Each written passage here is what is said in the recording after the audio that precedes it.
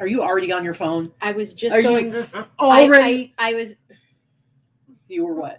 I was just going to tell our admins that the show was on to remind them to come in if they're home. Yeah, this is a good time for that. What's happening, everybody? Happy Sunday. What's up? How you doing? I'm good. How you doing? All right. How you doing? It's Sunday live haul. I'm Katy. This is Vicky, aka Victoria, when she wants to be taken very, very seriously. AKA has a special announcement to make in just a minute. AKA my fiance. And I don't know if the mic's picking it up yet, but we do have a live studio audience that seems to be panting a lot. All I can hear off to the side is we have some mouth breathers over here. So let's check out our live studio audience, guys. Let me just do a little shifteroo here. What's happening, guys? Okay, this is Mel and Deb. Deb and Mel, Deb in the orange, Mel in the blue. And then would you guys like to introduce our other guests? This is like the biggest live studio audience we've ever had. There's 5 of you guys. Mm-hmm. Who With do you the got? exception of eBay Open a couple of years ago. So Deb and Mel are also resellers and our friends. And who do you have here for the show? We have Miss soon-to-be 12-year-old Stella May right here. Yep. Yep. Also, she came as a snack consultant. So. Oh, okay. That's what she's here for. Okay. Mm-hmm. And then who else do we have? Oh, there we go. Jimmy. There's Jimmy. John. The handsome prince. And then we have the little terror down there. I don't know where he's going. Here's Mason. Mason's a terror. Mason's very sweet, but sometimes we never know when it's going to happen. Sometimes Mason does turn into the devil. It's nighttime. Do you want me to talk to him? Sure. So that's what, can you see Mason over there? So, hey, Mason, what's going on?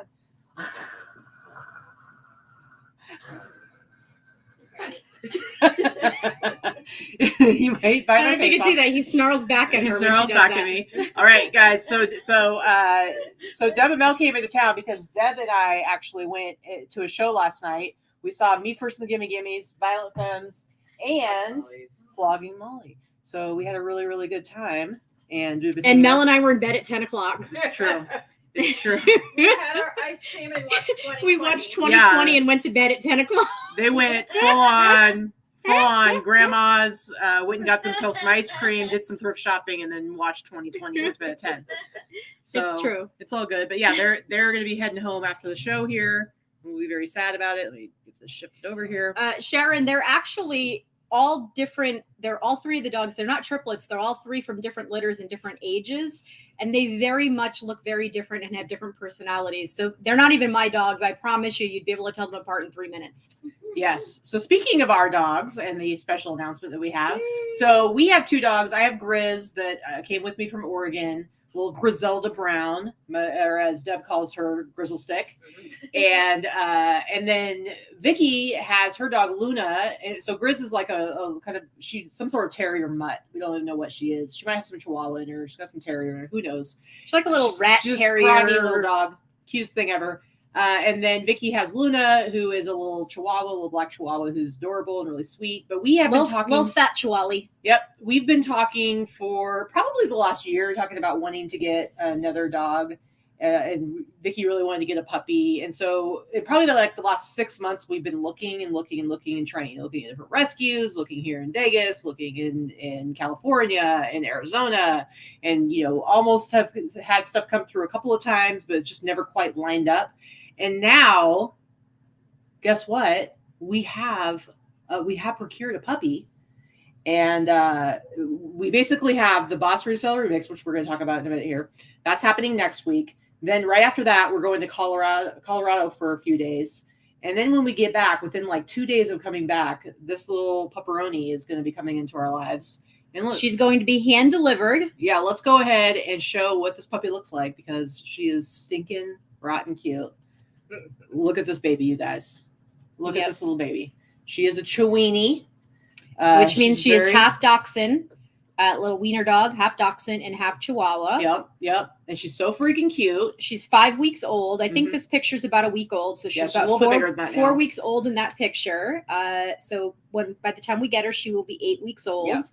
And she and basically when you're a couple and you're making decisions, you have to compromise on certain things. And basically Vicky got pretty much everything she wanted on her list. She wanted a puppy, she wanted a girl, she wanted like all these things that she wanted, and I gave in. So the one thing that I insisted upon, and I wanted a chihuahua. I wanted a chihuahua, at least a chihuahua mix. She only wanted a girl. So listen, and she wanted this particular one, and I'm like, okay, fine, you get what you want. But guess what? I get to name this puppy, and took a little bit of convincing, but I finally wore her down. Okay, I wore her down. She did, because she nixed all 20 of the names that Mel and I spent hours trying to come up with. Whatever. So Snickers. No, the dog's name is not Snickers. What's the? Come on, doesn't she look like a Snickers? No. What is the dog's name? Ripley. The dog's name is Ripley. Actually, it's Ripley von Zilverberg.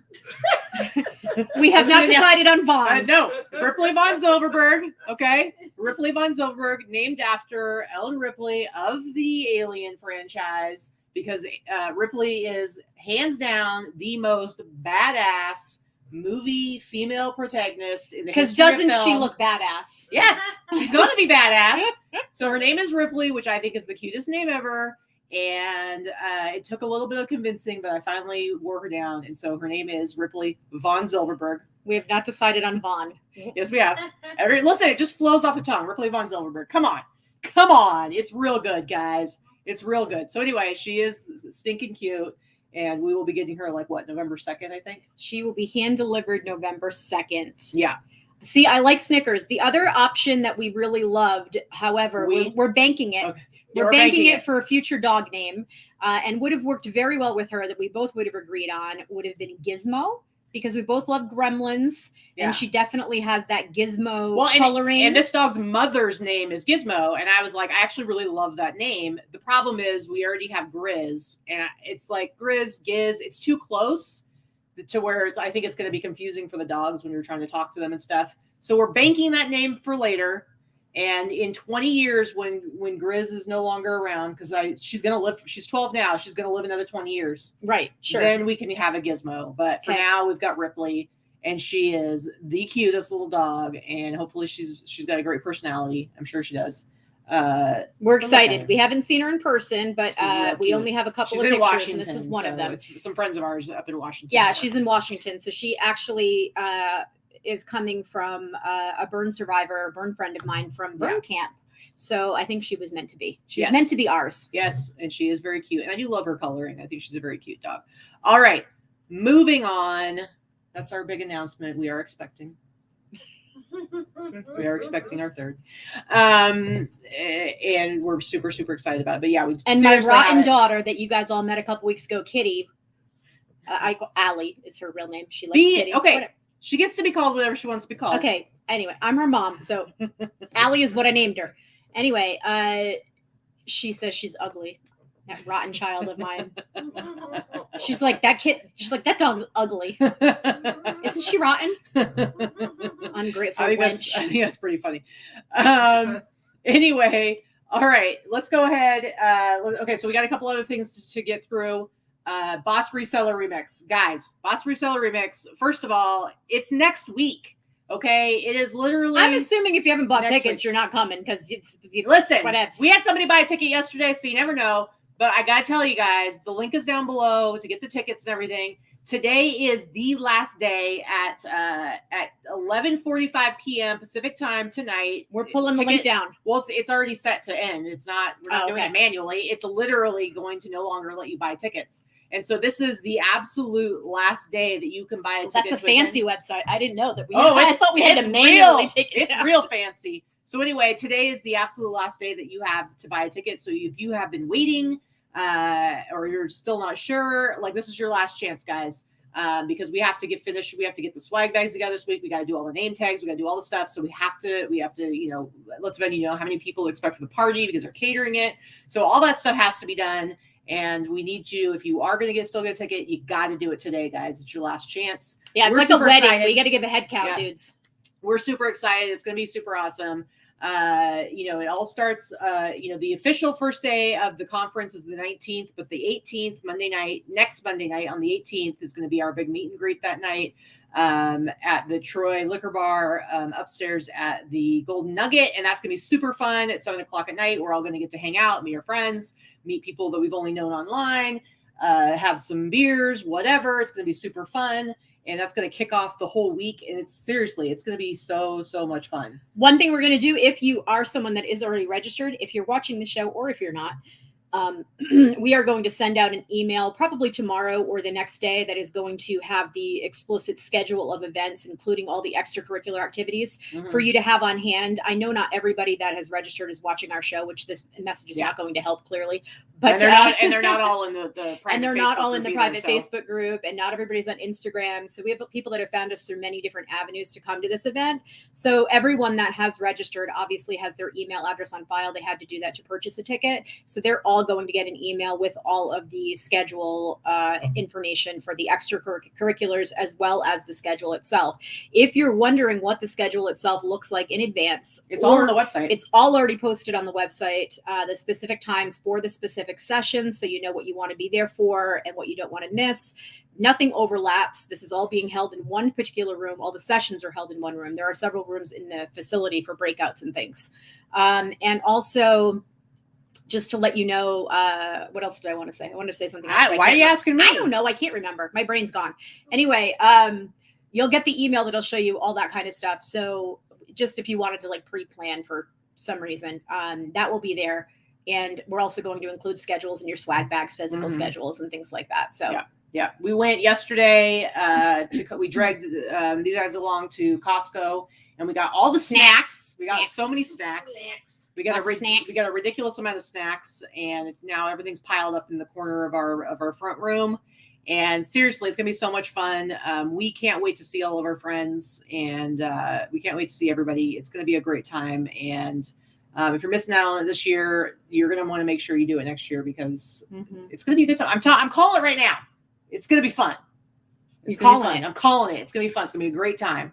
Not everything is gonna go as planned. I'm sure there's gonna be I'm sure there's gonna be some sort of things go wrong multiple times probably. But it is what it is, and I think I'm giving it up at this point. We put a lot of what do they say? I'm giving it up to God. Yeah. I'm giving it up to something.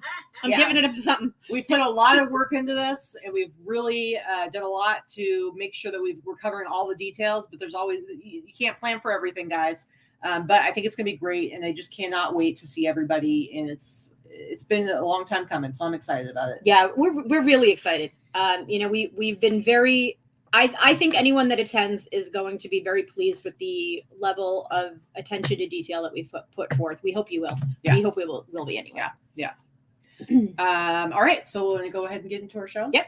Okay. So this is our Sunday live haul. We break it into 3 parts. The first part of the show, we look at our real numbers for the last week, our gross sales, and some of the costs that go into that, cost of goods, fees, blah, blah, blah. And then the second part of the show, middle part of the show, we look at some sales highlights for the last week. Some of the cool stuff that we sold, or interesting things, or maybe educational. And the last part of the show is our haul. I did a very small mini yesterday's fits buy. You went to the bins, and you also went with Mel to Savers. I think that's it for you. And so we don't have a ton of stuff to show for our haul, but Vicky decided that because she had a way better sales week than me, she likes to rub it in my face. And she gave me 500 million things that she wants to show during the sharing of our sold items. So, she's kind of a jerk, but whatever. But I will say my sales this week are rough. But the reality is, I barely listed anything this week. It's real bad because I've got a lot of other stuff I got to pay attention to. So it is what it is.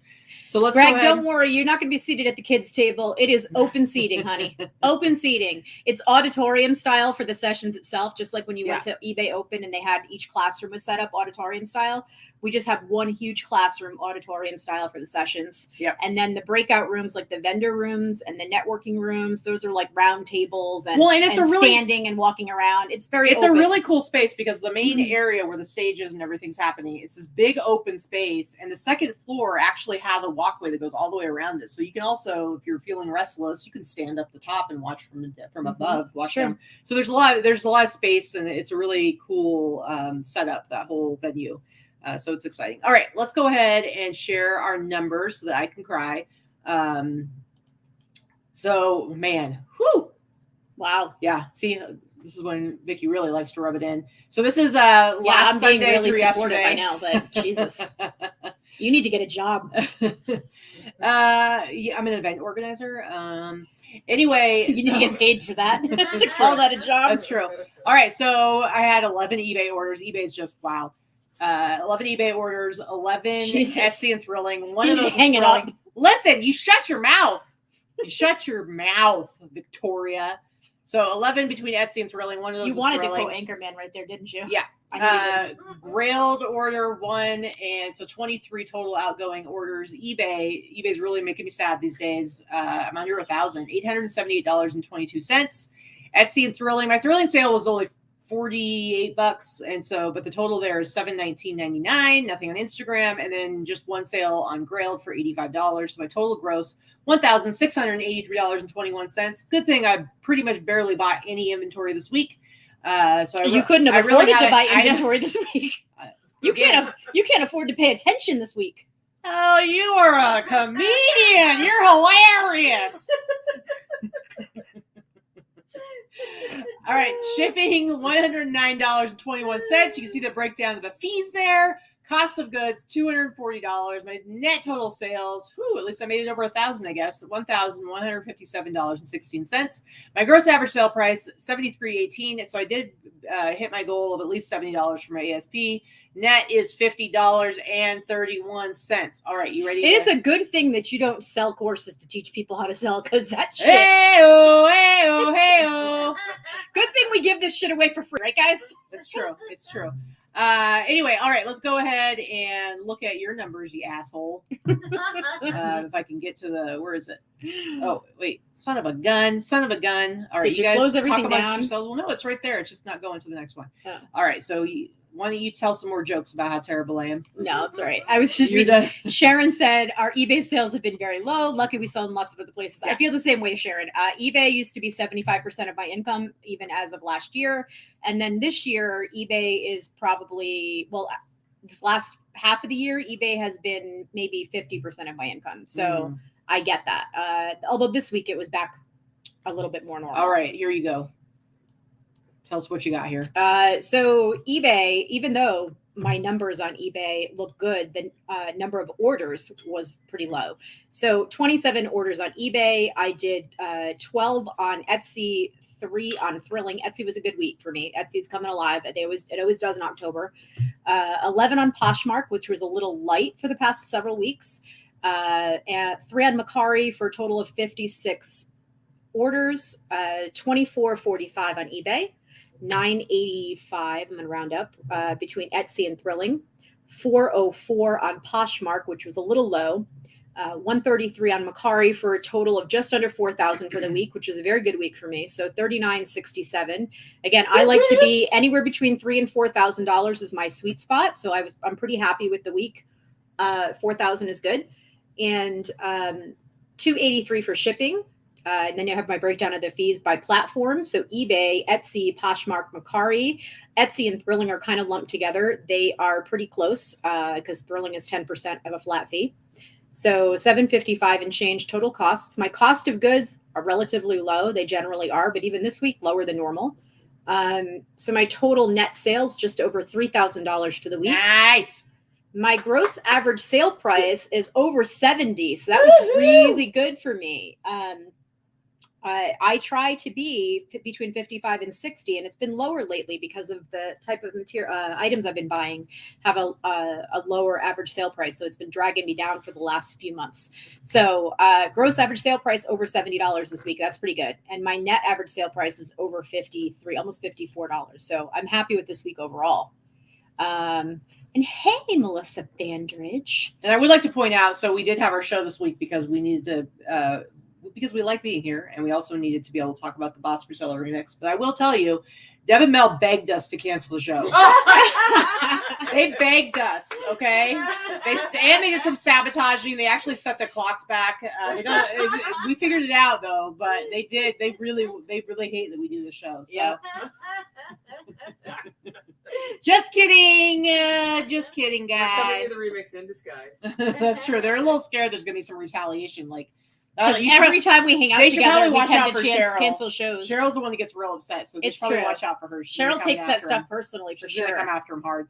We're sorry, Cheryl. Wait, and you need to say it like you mean it, Mel. Say it like you mean it. We're sorry, Cheryl. That's pretty funny. All right. Okay, so should we go ahead? Get off your phone. Get off your phone. Well, Teresa seems to think it's a good time to ask me questions. That's why you turn your phone over. You don't know when anyone's contacting you. This one over here. We go to the movies, and she'll literally pull her phone out of her bag and be like, I have to. How's that again?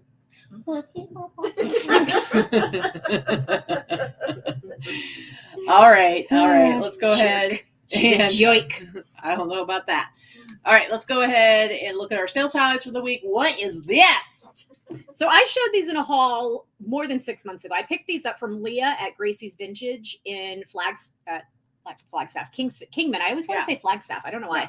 In Kingman, Arizona, we talk about Leah. She's in our chat quite frequently. We talk about her shop all the time. She had sold me 8 of these shirts for $20 a piece. I think I have 2 left. They're vintage. They're from the 70s. They're all Disney themed, these big wide disco collars and polyester. They're these hideous prints, these hideous Disney prints that are like, this one here has like Renaissance paintings and Donald Duck and Pinocchio. I mean, look at that. It's hideous. But I bought them like 6 or 8 months ago. I think I have 2 left, and they've all sold for between $85 and $150. This sold for the price you see there, the $119.96, and they're for a very specific audience. So I know that, again, my vintage is going to sit. I'm not mad about it. I paid $20, sold for $120. So, and I only have 2 of them left. So yeah, that was one of the solds. Kennington is the brand. Kennington is a brand that actually still exists, but it's been around for quite a while, and their tags have not changed very much. So that's one of the things that is hard to define decade and era when something is made. This one is more defined by the materials that were used, the fact that it was made in Korea, so you know that it's 80s or earlier. But this is more the elongated 70s, big, widespread, pointed collar. That's how you can tell it's a 70s collar. Yeah. So, yep. All right. First one for me. Remember, I showed this last week, and I had bought this from yesterday's fits. I only paid $20 for it because it had some yellow staining on it, and Jesse hadn't even tried to get it out, and so he sold to me for $20. I listed it, and I got, within like a day or two, I got an offer from somebody for $150, and it was international. I think it went to Germany. And so I was like, I will take $150 plus the shipping to do that. So I paid $20 for it and sold it for $150. And when he had sold it to me, he was like, yeah, without the stains, I think you could get like $100 for it. So being able to get $150 that quickly was pretty awesome. Nice. And it's not vintage, it's from 2000. So, but super cool jacket. Nice big size. it's not vintage, it's from 2000. Is that what you just said? 2007. Oh, 2007. So this was a hand-me-down from Katy. Some of you guys may know this, but Katy will buy things sometimes to sell. I paid up too. And then decide that she doesn't want to sell them and never gets them listed. So they sit in a corner somewhere. And then every once in a while, she'll clean out her office and decide that, oh yeah, it's time I should get rid of this crap that I'm really not going to list it. So let me make sure I just give it to Vicky. Yeah. And this is one of those things. And I paid like 30 or 40 bucks I think for she, this. yeah. So I didn't pay anything for it because she just gives it to me because she doesn't want to list it. Mm-hmm. So I paid $0 and it sold, I sent an offer out. So it sold for $120. Not bad. And it shipped for It's huge and heavy, but Yeah, it it's only went to really big. Colorado, so it shipped for about $12. I charged shipping, but I only charged 10 because I usually do like a flat rate shipping when it's something heavy. It's like 4 to 5 pounds, and it's really Yeah, big. it's It's, really like big. 3X. It's big and heavy. It's that flame resistant. Yeah. It's shipped for under $13, which I was pretty lucky. It shipped pretty And close. I gave you 2 of these, right? Yes, one's a 2X and one's a 3X. Yeah, nice. All right, you're welcome. Thanks. Next up is this one's one I actually sold like a couple weeks ago, but we hadn't had the show, and so but I did show this in my haul. This is this William Wegman t-shirt. I think I might have mentioned it last week, but I didn't show it. I didn't show it, but I paid up quite a bit for it just because I just love the shirt so much. But Jesse had taken out. He basically said, "Hey, I've got too much stuff in my eBay store. My bin for t-shirts is too full, so go through there and see what you want to buy." And this was one of them. And so he asked. I paid him $80 for it because he had so many watchers on it. I think he had it listed for like $120. So I listed it, and this just shows you how weird eBay can be sometimes. He had it listed for quite a while. He had like 12 watchers. He had it listed for like $120. I listed it for $209.99, and within just a few days, I had it sold to a guy for $150. And I was like, you know what? I'm going to take $150 and run, because I knew I paid up too much for it, but to be able to sell it really quickly and just make a quick buck, I was happy to do that. It's a cool shirt. The guy already got back to me and said he loves the shirt and he's so happy he got it. So I felt good about that. But look at that cool dog with the skates on. Just going to go do anything Wegman sells. I think I said that when you showed it during the haul. Mm-hmm. Wegman specifically does photographs of Weimaraner dogs, and there's shirts, there's posters, there's postcards, there's playing cards, there's all different types of things, but it's all Weimaraners in clothing. Like in weird poses. It's like clothing, and then they're in period clothing. Sometimes they're dressed in Renaissance clothes. It's weird, but for whatever reason, there's a cult following around Wegman artwork. Yeah, he's a photographer. So but the same shirt has sold before on eBay for like $30-$40. So I got a pretty good Your price. Keywords are good too. I'm looking at your theme. Some of the things you've talked about before. One of the things that Katy does, she will add words as tags under theme on this eBay. Is how I do tags. That's how she does tags. She puts them under theme. Pet, 90s dog lover, skating, photographer, photography, art tee. Like that's kind of, because there's no way to do tags on eBay. That's how you do tags on eBay. Yeah. All right. Next one for you. Ooh. Talk about art. Ooh, I know, right? So I've showed this on a haul too. I got this last summer, I think. Maybe last fall. I picked this up at a garage sale. I remember driving by a garage sale and asking how much it was, because it was the only thing. There was like 5 things in the driveway, and I saw this, and I love velvet paintings. But this one's not super old. This is more of like an 80s, 90s velvet painting, when the whole Native American artwork thing had a huge craze. That was in the 90s. This is not like a 60s velvet painting, which is worth and usually more desirable.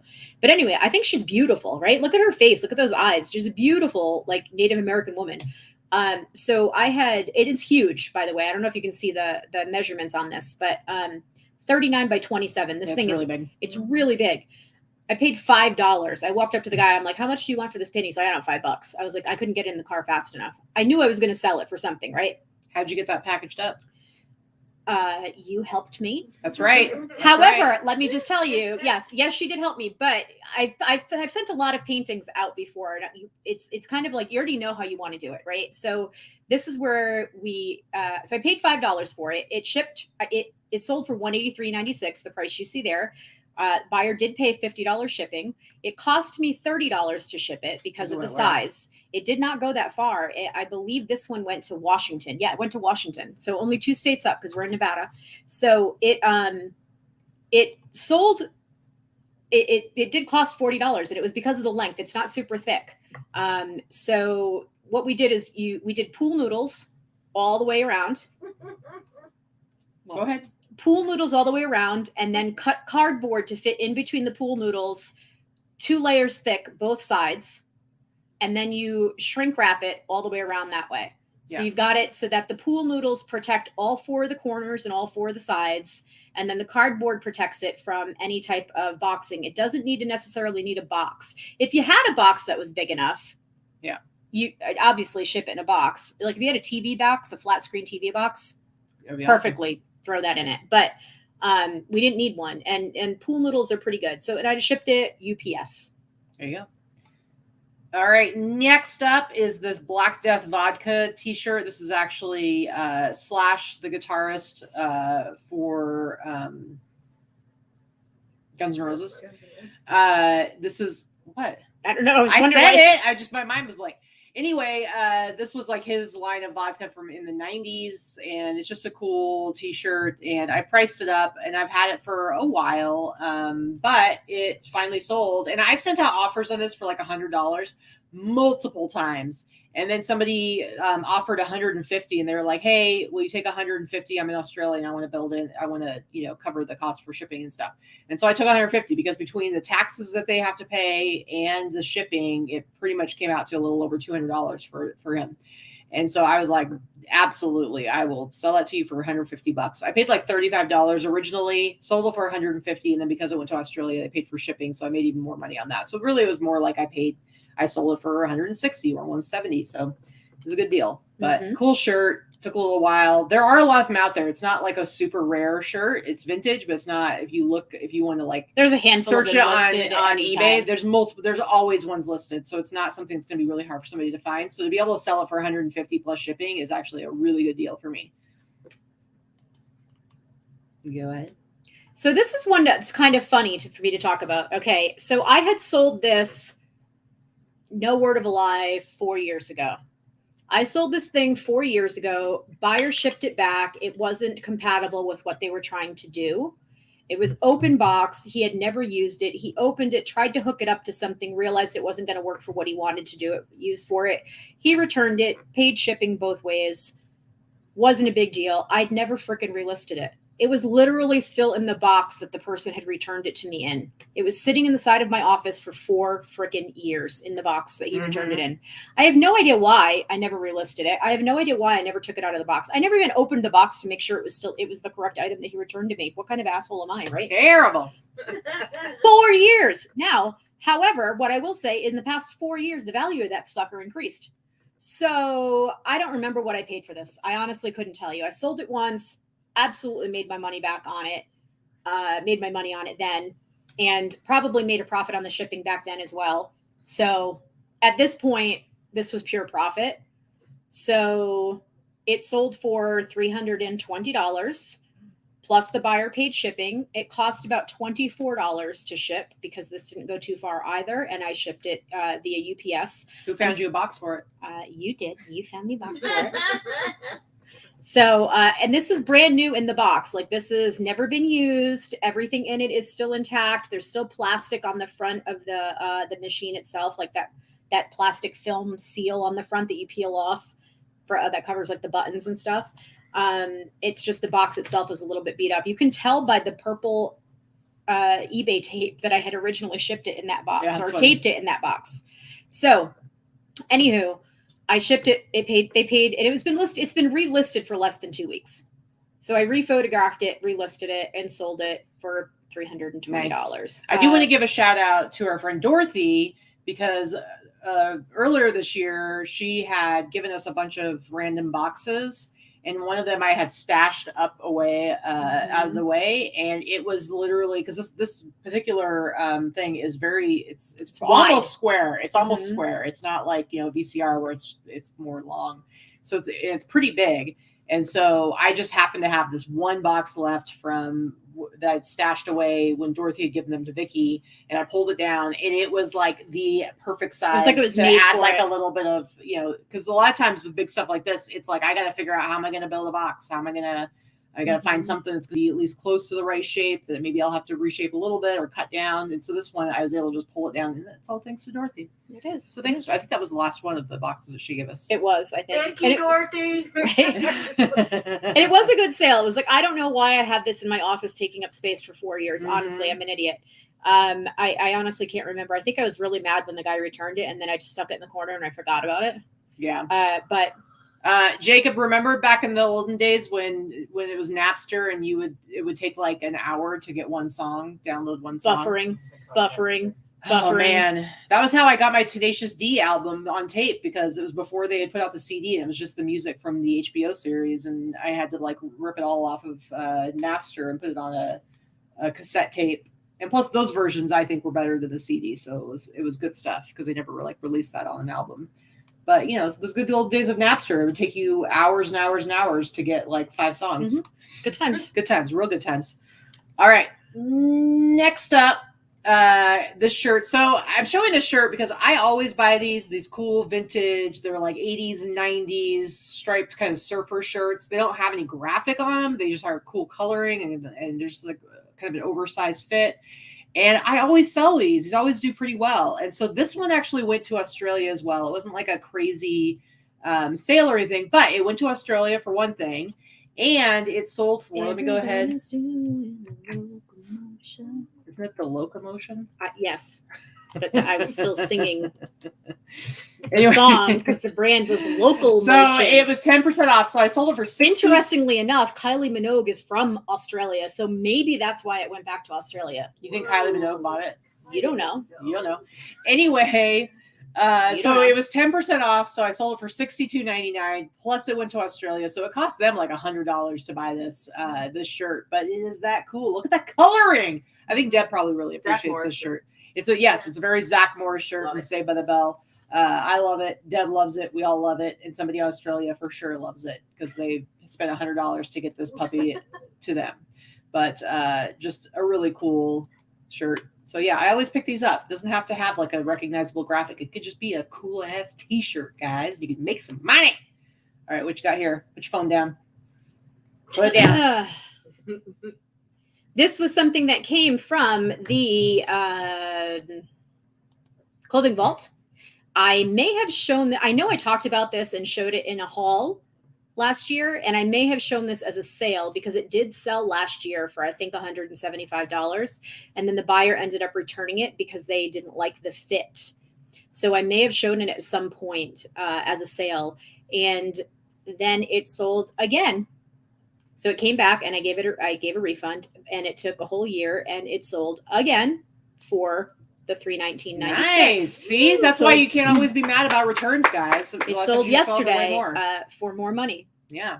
So this is a fantastic jacket. I actually really love this jacket. I would wear this if I had the right place to wear it.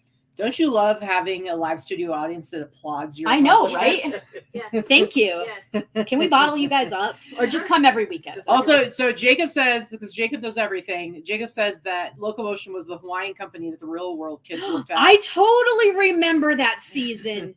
Jacob, I love the fact that you are a random useless font of knowledge, or font of useless Did random you just call knowledge. Jacob useless? No, I said his knowledge was useless, not him. That was very rude. Just like me. Let me finish my sentence, because I love that he has this random trivia knowledge. If you lived here, you'd be on our trivia team. It's true. Because you have fantastic trivia knowledge. I love it. It's true. All right. Let's go on to the next one. I sold. Okay, so this one, not a crazy good sale at all, but this was, we were talking, I just showed this a couple weeks ago. I picked this up, even though the brand is St. John's Bay. Okay, so first of all, this is like one of those things. It's like you never pick up St. John's Bay. It's just a terrible, not for men cheap, or women. It's just it's shitty a terrible, JCPenney cheap brand. Very different from St. John's. It is just awful, right? However, this is like a cool shirt. Like, look at the graphic on this is awesome. So I bought it anyway. It's not in great. It had like paint on it or something going on. So it wasn't even in the best condition, but it's single stitch, staining and paint. Yeah, see, it's like got pre-owned, some staining, oversized fit, and it's St. John's Bay. So I didn't price it super high, but seriously, guys, I still freaking sold. Literally just got this, so it was listed very recently, and it sold pretty quick. So it's you never know. So I'm glad I grabbed it. I mean, I only paid like probably $5 for it, but I sold it for. It was on sale for 10% off, I believe. So I sold for $43.19. So $43.19. So not like a crazy big sale. Take the comment off the screen. Why don't you like Jacob's message? Baby, they can't see your whole picture. Anyway, So I sold it for $43.19 on sale, but I paid like $5 for it. So I wasn't into it for a lot. But seriously, guys, don't underestimate what some stuff can sell for. And it sold quick. I probably would not have picked that up just because it was St. John's Day. I would have been like, meh. Yeah, but that graphic. I mean, that is a really awesome graphic. Or maybe I would have picked it up and then cut out the St. John's Day tag. I might have done that. This is what the front looks like, babe. I might have done that. It's right on the front. Oh, well, shit. Yeah, see, then you couldn't have gotten away with it. Yeah. Yeah. Anyway, all right. Next up for you. So this dude I picked up at the bins. Corey's in the chat. She'll remember this. What's up, dude?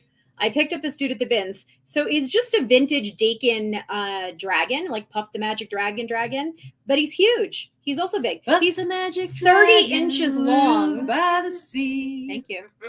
Thank you, Peter, Paul, and Mary. Are you proud of me? I know who sings that. Everything. One of my first concerts as a child. So proud. My mom was a big folk music fan. He's like 30 inches, but that's not even adding the tail. So if you stretch the tail out, it's like 40 something inches. He's huge. He had hooks in him. Exactly, Corey. He had hooks and fishing line in him. Somebody had him hanging from a ceiling somewhere. But he's made in 1980. And there are a few of them on eBay, and they were priced $30-ish. And let's see what you sold for. Priced him high like I always do. And he sold within 2 weeks on Etsy. Nice. For $89.95. Plus, I charged shipping. I charged $20 shipping because he's huge and he's not squishy, so I'm not going to be able to like squish him too much. Yeah. Very cool. And I probably paid $5 because of weight because he's not squishy. So I got him at the bins. Oh, look at that. Wow. I'm getting some good claps. Serious applause. Damn. Wow. Don't ever say that again. All right. Hey, remember this shirt? No. So this is a sleeveless 90s Black Cat Firecrackers t-shirt. And I didn't know anything about the shirt when I got it. I just thought it looked cool. I bought it from Jesse at Yesterday's Fits. I paid like $35 for it because I'm like, this is a cool shirt and it's vintage and it's cool and it's awesome and I love it. And so I definitely paid up for it. But here's part of the thing is when I'm doing a big bulk buy at Yesterday's Fits, I get a lot of stuff for super cheap. Like I'll get a lot of stuff for $5, $10, maybe $15.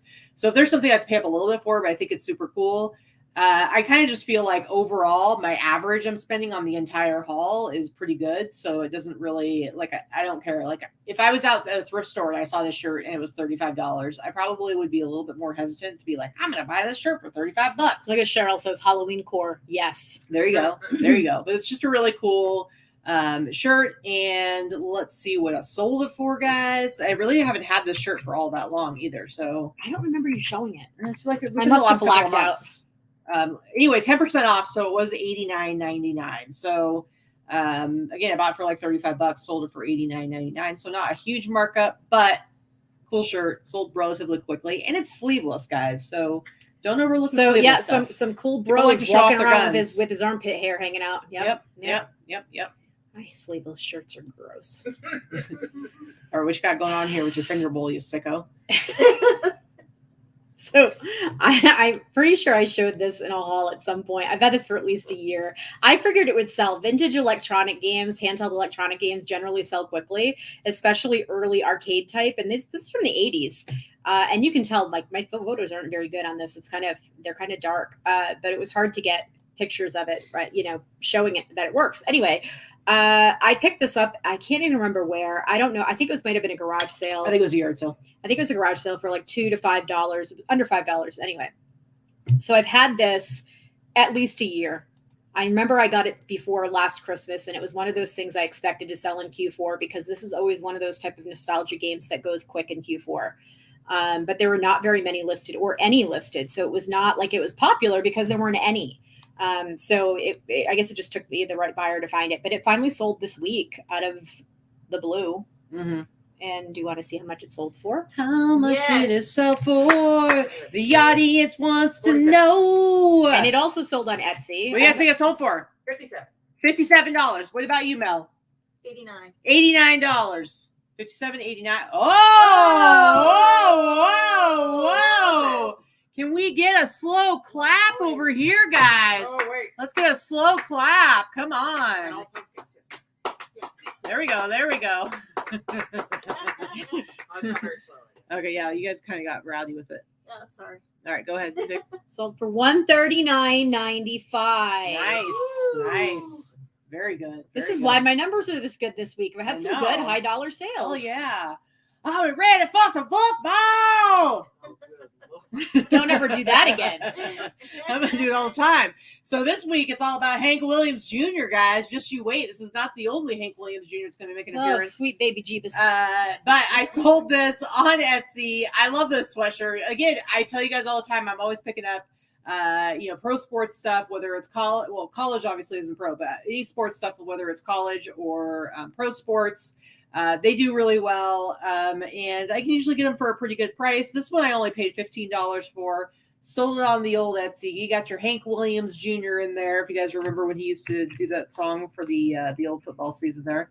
We're talking sportsing. Why are we talking sportsing? We're talking sportsing. It was 10% off, so I did sell it for $89.99. What'd you pay for it again? Like $15. So $15 into $89.99. And that's pretty much all I have to say about it. That's it. That's all you That's got. pretty much it. Yeah, that's it. That was enough. Go ahead. Yep. All right. So let's see. This is a vintage Dale of Norway sweater. For those of you that don't know what Dale of Norway is, scroll down till you get a tag, please. First of all, you're almost always going to have the tags are a little bit different, but that's what one of them looks like. You're also always going to almost always have pewter buttons of some sort, some type of silver. They're not always this like hook and latch type of button, but a lot of times they're going to be pewter round buttons or silvery buttons as well. Very ornate buttons. They're always going to be an Icelandic or Norwegian type of sweater, kind of a Fair Isle pattern. They're very popular. They're wool. They're very nicely made. It's a very high-end type of sweater, and it's definitely a Bolo brand to look out for. Mm-hmm. I picked this up at that outdoor estate sale a few weeks ago where I got a lot of really great sweaters. I paid $5 for this. I've never picked up a Dale of Norway anywhere for $5. Most people know that they have good value. It wasn't even listed for 2 weeks. What'd you get?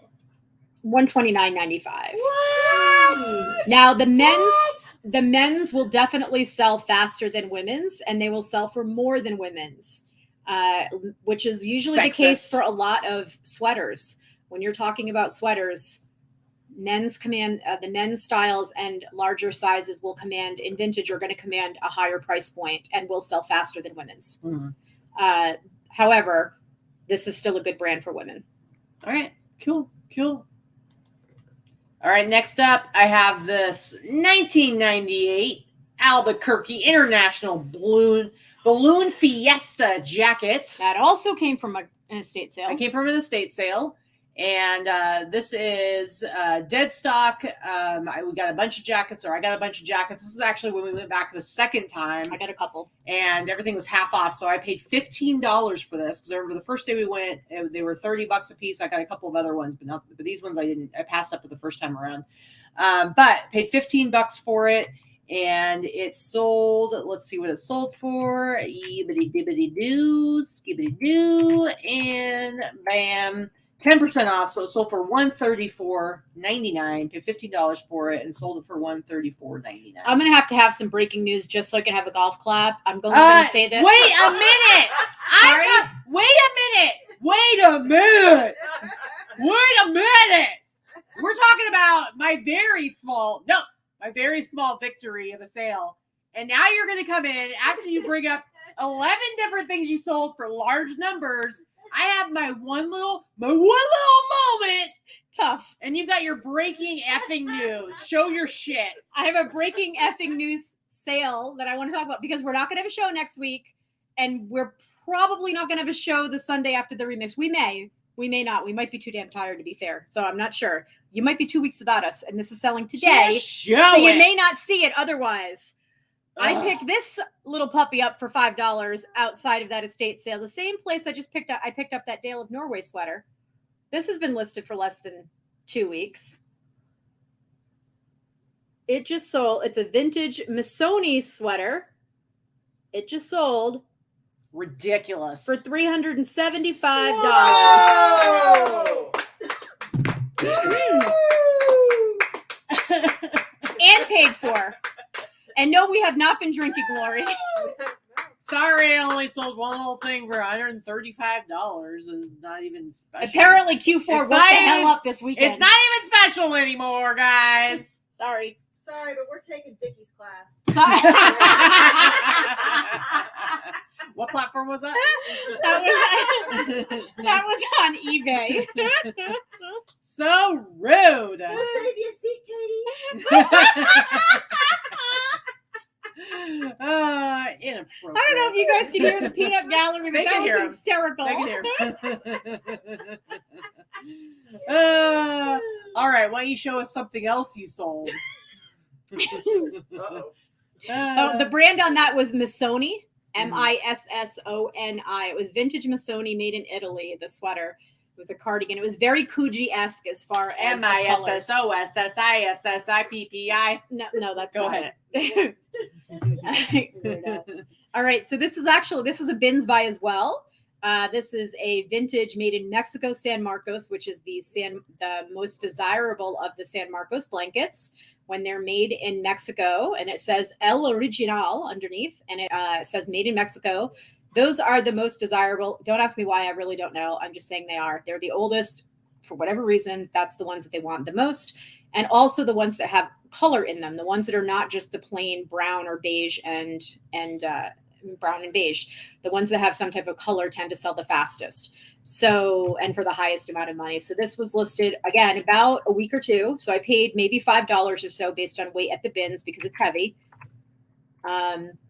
Whoa! It sold for $150 and it was $15 shipping that I charged for that. Nice. Very good. Very good. Lori, I doubt it. I doubt I'll have a sale during this, but that's okay. So I seriously have been barely listing anything. It's really, really sad. I think that the last couple of months have been a real lesson in when you do not a whole lot of anything for your store. We've been working really hard, both of us, and Katy even more so than I have, on putting together this remix, and our stores and our sales have absolutely reflected that in the past few months. So this week we've really both been able to just put a little bit more work into our stores this week. I have not been, but yes, I literally have nothing to list right now. Okay, so this Freeze Nuclear Arms, it's a pretty cool 80s t-shirt, and I got this from, where did I get this? I don't think I got this from yesterday's fits. I don't know where you got it. But I might have gotten it from, I think I might have gotten it from Barry, so I paid $10 for it if I got it from Barry. And I love it. Cheryl says she's starting a GoFundMe for you. Thank you, Cheryl. Thank you, Cheryl. I appreciate you, Cheryl. Thank you. Anyway, so I paid $10 for this because I do remember getting this from Barry when he brought some stuff over for me, and I sold it for $118. So listen, I don't sell t-shirts for $118. Yes. So I did sell this t-shirt for $118. So thank you very much. Thank you very much. Thank you, clappers. Thank you. Thank you for the golf clap. Thank you, clappers. Thank you. All right, we'll move on to. Listen, I had some good sales I wanted to show. For sure. I've had some pretty lame ass sales of boring BCBG dresses to share the past few weeks. Let me have some highlights. All right, I am letting you have those highlights. Go ahead. All right, I only have two more. Yeah, you have two more. So this is one. I couldn't tell you where I picked this up. I think I picked this up on one of my estate buyouts last winter. This did not come from the bins. It did not come from a thrift store. It definitely came from estate buyout, but I'm not sure which one. So probably have anywhere from $1 to $5 invested in it. It's just a vintage cashmere coat. And before you say I'm like being racist in the title with vintage Chinese cashmere or anything like that, it actually has that on the label, or I would never have even weird. It's this very strange thing to mention. I think you're being awfully defensive about it. It's a weird thing to mention. I'm sorry. That's a weird title. Who thinks it but it says Chinese cashmere. I don't know why. But loomed in the USA, so I guess maybe they got cashmere is from wool, right? Right. Are they Chinese sheep from China that they loomed in? I have no idea what it means. But when I Googled it, I was able to find a few other people that made reference. And Bullock's is just an old department store chain.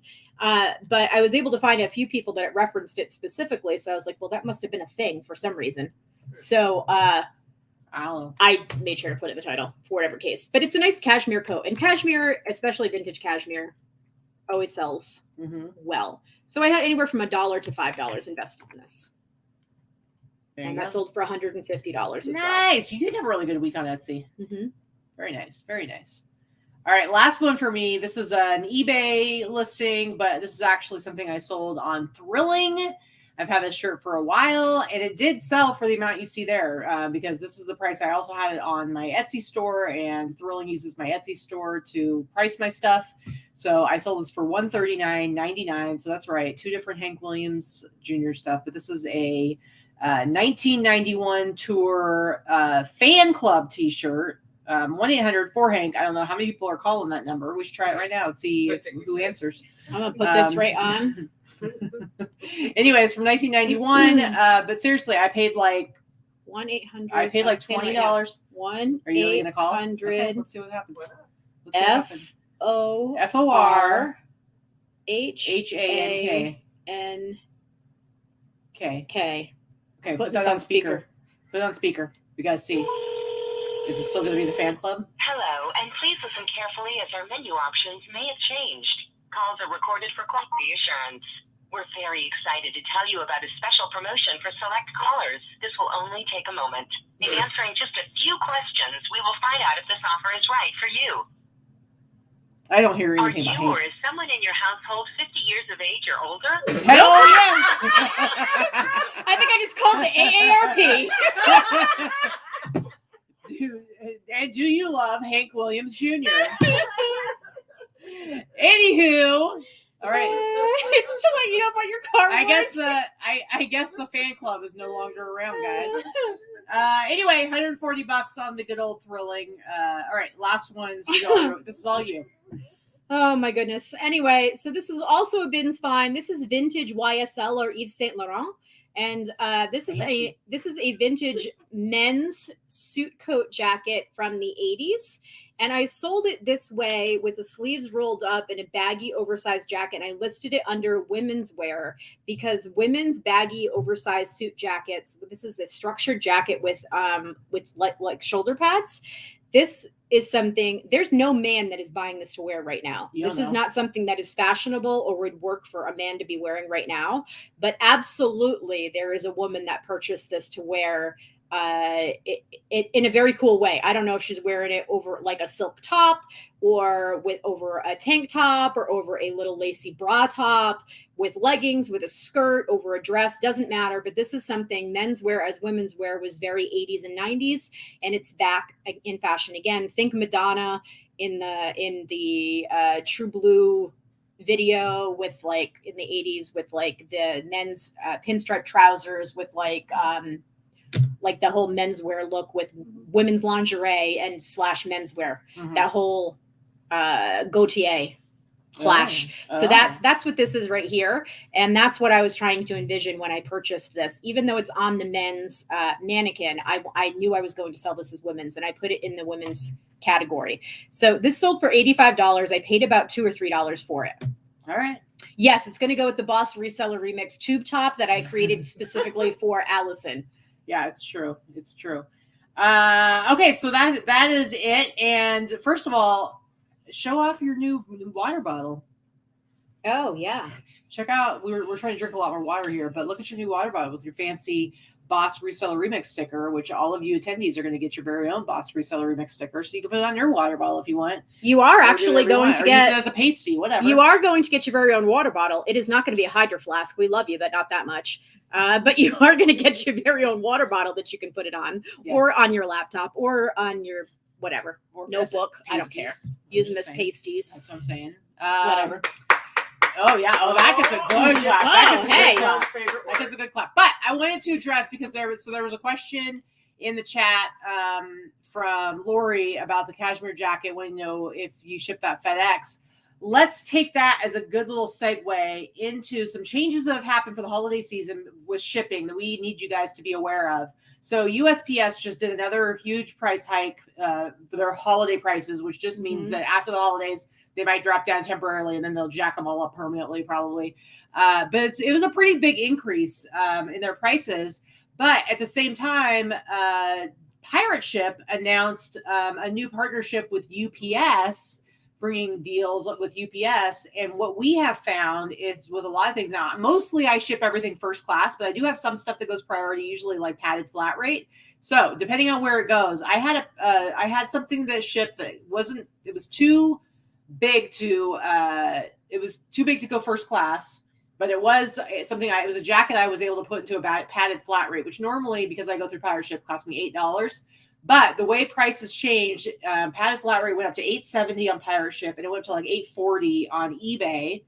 Well, if I sent that same thing in a regular poly mailer, because it was going to California, it went UPS ground and still got there like the next day, and it was only $8.10. But UPS through eBay would have been like $8.50 or $8.40. Yeah, it's good that you brought this up. So if you are not somebody that is checking pirate ship rates daily, it doesn't matter where you live in the country, but especially if you live on either coast and you're shipping coast to coast, you need to be checking pirate ship daily. It is not just for cubic shipping anymore. It is not just for first class international anymore. Any single item that is over a pound, it is at this point right now, I am shipping for this past week. Almost anything that is over a pound has been cheaper for me to ship UPS versus USPS. And I'm going to tell you this right now. It doesn't matter. And I don't care what eBay says. I don't care what the friggin' rules are, what they're saying right now, as far as downgrading, lateral grading, any of that shit. I'm going to tell you right now, USPS does not guarantee priority shipping any longer. They don't guarantee it's a 2 to 3 day ship rate. So it does not matter if you take your item and you ship it UPS versus USPS. Mm-hmm. There are some people that are absolute sticklers for the rules. And if you want to be that way, then you go ahead and do you. But you are not doing yourself any favors if you are spending $3 or $4 more per package because you said you were going to ship it priority. Priority is not any faster than UPS ground these days. It is not. Yeah. So there is absolutely no reason for you to be a stickler about it. If it falls within the expected delivery window, that's all that friggin' matters. There is no difference between priority and UPS ground or FedEx ground anymore as far as delivery time frames. Yep. Period. But UPS prices are cheaper on pirate ship than they are on eBay. So I'm just telling you, if it needs to go UPS, you're going to want to do it through pirate ship. So pirate ship first class is the same cost on pirate ship and on eBay. First class international through the simple export rate. First class international is cheaper on pirate ship. They have the cubic rates on pirate ship. So there's a lot of reasons why you're going to want to use pirate ship instead of anything else. But no, we do not get any money for putting you on pirate ship. We've signed up thousands of people to pirate ship over the past 3 or 4 years on our channel. And believe me, we do not have an affiliate link. It doesn't exist. They don't offer affiliates. We use it. It's the cheapest. We use it. We talk about it. We teach people about it because it's the best way to use shipping. And it's free. There's absolutely no reason for you to not go into it. They have fantastic customer service. And if you need to have something insured, you should be insuring your product and your package through pirate ship because they pay your claims. USPS does not pay priority shipping claims any longer. They haven't in over a year. It's a real pain in the ass. And you've never had a problem. I've never had a problem with pirate ship paying out a claim for a lost or damaged package. Yeah. So they really have your back on stuff. So I want to reiterate that if you haven't tried it and you're not checking daily, you absolutely should. The reason I haven't shipped anything through eBay in over a year, for a couple of reasons. 99.9% of the time, the pricing is either exactly the same or cheaper on pirate ship. And for me, I have a rewards card that I have attached to my pirate ship account. So I'm getting points every time I use my shipping where I don't get that on eBay. So there was no benefit for me to be using eBay any longer.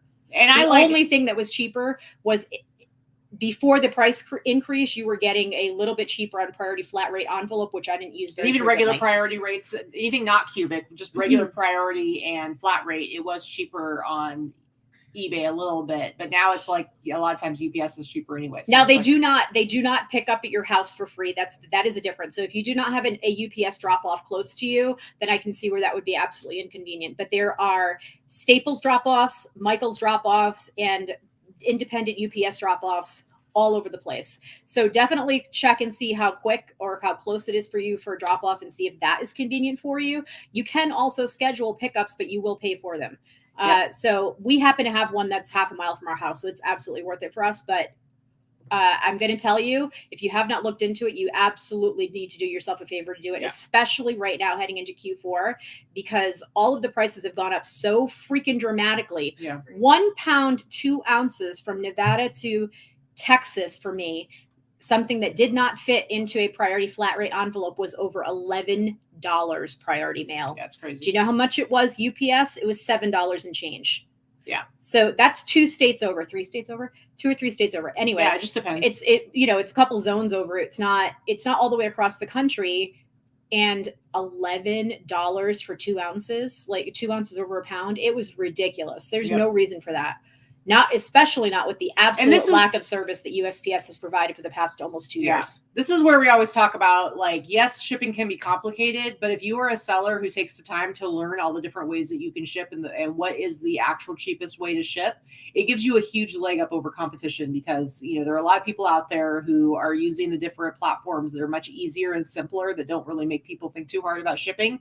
And I think it puts you in a much more competitive position if you understand how to save a lot of money just with your shipping. Just like we've always taught everybody, if you're somebody that just just puts everything in as calculated shipping and lets your customer choose, you're doing yourself a disservice if you live on either part of the country, because with these type of shipping rates, I looked at somebody had a sweatshirt listing this week that I happened to be looking at. And I don't know, I think they were in Florida and I'm in Nevada, and it was a sweatshirt. So it was maybe a little over a pound. It showed me $14 for shipping. Do you think I'm going to buy a sweatshirt from somebody that's charging $14? Well, but I've bought stuff free shipping. But I guarantee that person doesn't know. They had it in as weighted calculated shipping. They didn't have a lot of feedback. Yeah. I'm sure they're a new seller. I don't blame that person, but do you think I'm going to educate them on that? I'm going to skip over and go somewhere else. I've bought from people where I'm getting free shipping, and then they send it and they pay $15 for the shipping when it should have cost them like $8 if they used a different way. So it's just, it's ridiculous. But I want to say one last thing about Pirate Ship real quick while they get some free advertising from us. The other thing is that, how there's a thing where the USPS will randomly scan your stuff and then they'll either charge you or refund you for overages or underages. Mm-hmm. Well, I've had it happen 2 or 3 times now where I will get an email from Pirate Ship saying that the USPS adjusted something and they changed something that was first class into a priority flat rate, and they took $3 and something cents out of my account to make that adjustment. And I go and look, and it's a t-shirt that literally was like 8 or 9 ounces. And there's no way I put them into a flat rate envelope. And there's no way that I would have done that. And it would have gone into, because I can see when I do my shipping, I bring my stuff up here, I put it in the packaging, and I weigh it again before I actually order my label to make sure where I'm at. And Pirate Ship has a really easy way to go to when they send you an email like that. You just hit on the link, and it takes you to the page, and you can dispute the charge, and then they will handle the USPS. And I'm telling you, every single time this has happened to me, I have disputed it, and a couple days later, they tell me that the USPS reviewed it, and they reversed their decision, and I get that money back in my account. And this has happened like 3 times. And they do it for you. Every time it's been over $3, but it took me like literally 15 seconds to hit a couple of links, and that was it. And then Pirate Ship took care of it. So I'm telling you, like, you should be using it if possible. See, and Erin says, anytime I see a shipping price I know is way more than it should, and I want to buy it, I contact the seller. Many times they have no clue. I agree with you. I think most of the time the seller has no clue. They have no clue that there are other options. They have no clue how it looks to another buyer, especially if you're in different parts of the country, if you're coast to coast. Mm-hmm. So that is why it behooves you to learn all the ins and outs of shipping. That is what is going to be your biggest, money maker, your biggest saver, and your biggest leg up on casual sellers versus professional sellers. Yeah. You are going to have the most benefit of being a seller. It is the most difficult thing. There's no question. It is the most difficult aspect of being a reseller, other than learning the ins and outs of the different platforms, is learning the ins and outs of shipping, without question. And if you're somebody that starts on Poshmark, or you start on Mercari, and they do it all for you because you're putting it in there, and then you just choose their little buttons, and I absolutely understand that it is a big learning curve to jump on somewhere like Etsy or eBay and learn how to all the nuances. Yeah. I'm not trying to minimize how much of a learning curve that is. I absolutely understand that. But hey, this is a business. So take the time to educate yourself. Take the time to learn it. There are lots and lots and lots of YouTube videos and instructional videos out there. And I don't mean just from us, but lots of different people that have done them. teaching you how to learn how to do different types of shipping. Take the time and learn it, because you're going to make yourself a better business person. You're going to make yourself a better seller, and you are going to make yourself more money by learning the differences. It's important to do that. Unless you want to just throw money down the drain, then fine, go ahead and do that. But yeah, this is a business. So if you want to treat it like a business, you want to know how the different things work, how everything works that goes into your business. And it's like, it's like when a corporation or a bigger business is like making orders and they have certain parts they have to get or certain inventory they have to get, they're paying attention to the cost per unit. They're paying attention to all the different things that go into it and how you budget that. And so you can't just be like willy-nilly, like paying an extra $1.50 here, an extra $3 here, an extra $5 here. Like that all is it adds up over a year, and it cuts way into your bottom line. And you're doing yourself a huge disservice by not understanding better how you can ship things at a much more affordable rate. So I saw a couple of things in there. We're gonna keep going, so we have to go over our haul and so we can get out of here at some point, guys. But let me just see here. Michelle said my shop on Etsy won't let me charge. Let me charge shipping if the item is over $35. Yeah, you can always you charge should be shipping. able to turn it off. So you can turn that off. You have something clicked that is saying that you're offering free shipping on anything over $35 on Etsy. I don't know where it is exactly. You might need to Google that or ask in some group about that, or maybe someone in the chat knows where to turn that off. But you chose that somewhere. You checked it off somewhere, because you are absolutely in charge of what you charge for shipping or what you choose to put for shipping. You create shipping profiles in Etsy.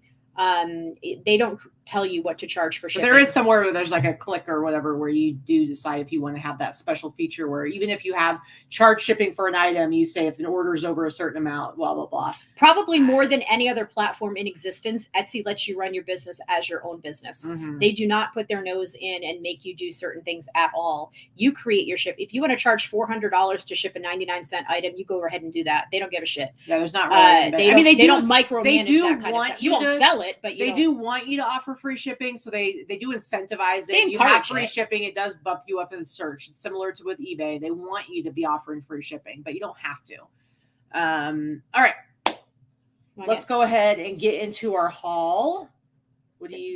They're all whispering. Like what's going on over there? The peanut gallery over there. I just want to whispering, and this is my favorite. So there's 3 dogs. My favorite. I'm just going to go ahead and say it. My favorite is Jimmy. And look at him. Look at him. He's so cute. He's sleeping. He's fine. No, that's Katy's. He's the one that's like napping right there. He's such a good boy. Look at him. Jimmy. What are you doing? He opens his eye. So that's about it. He's a very good sleeper. He's a good sleeper. All right. Let me turn this. Tell us about Tell us about Stella's passed out on the floor. She's on the floor. She's under the air. She's so cute. Okay. Why don't you go ahead and tell us about what you just have like 10 things to show? I do. So you just go through all of them? Go ahead. All right. So I don't have anything super spectacular to show this week. Sorry, guys. My sales were it. You guys, sorry, I had some good sales to show. Even my breaking news sale was a good one. Real quick, thank you, Thrifty. We appreciate all the kind words. You. We very much appreciate you and appreciate all you guys that come here and hang out with us every week. So we are such a baby. We are a baby YouTube channel, and what's nice about that is that we always have like anywhere from 100 to 150 people watching us live, and not 3,000 people watching us live, which means that we get to interact with our viewers a lot more, and we really enjoy that. This is our social time. Yeah, absolutely. So we really enjoy that, and this is why we do the channel. So, all right, I picked this little guy up last night. Speaking of dogs and cute dogs, you and Mel, while we were out partying. You were out partying at a club. Mel and I were thrift shopping like old ladies and home watching 2020 and in bed at 10 o'clock. This big old fat basset hound. It's a Sandacast, vintage 80s Sandacast, little heavy sculpture. I've sold a bunch of these before, different characters. They tend to sell pretty well. I paid like $5 for him. He's pretty heavy. And I'll probably list it for like 40 or 50. Dog people are pretty cute, rabid as far as collectibles. I think we all know that. At least those of us up here, we're dog people. So there are a few listed. Some people sell them pretty cheaply, like $20 ish. I will probably list them for about 50, but I think I'll get it because like I said, there's only a few listed and we're heading into holiday season. And this is the time of the year when people buy themed type of gifts for their loved ones. Oh, my aunt, Mary loves basset hounds, and I'm going to buy her a basset hound thing. Well, so. and I was telling them earlier that this dog is just like the dog Hooper. So I come from a very small town, Sublimity. It's like the population 2,000. It's a rural town. And my friend Sean Blades lived down the street from me, and they had a basset hound named Hooper. And Hooper was a girl, and Hooper had free reign of the town. She would just take herself for walks and wander the whole town. And every day she had a route she would take, and she would stop at the Fast Stop, which was a gas station on the corner of the four-way stop, because we still do not have traffic lights in town. So it's a four-way stop. And she would go there every morning. This is in the 80s. And she would get herself a burrito, because the people that worked there would give her a burrito.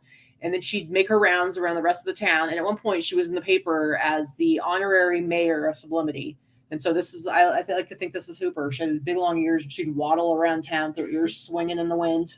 And I feel like this dog's belly is definitely dragging on the ground when she's walking. Hooper's was just like that.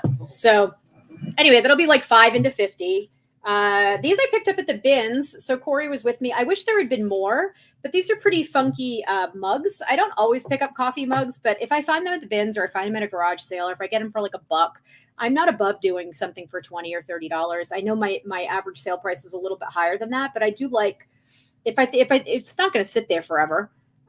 So these were pretty funky. I didn't look them up or anything before I left, but look at they have a very Art Deco type of look to them, but they're 80s. They're not that old. They're 80s. They are by a China company called Rosenthal, which, some people have heard of, those of you.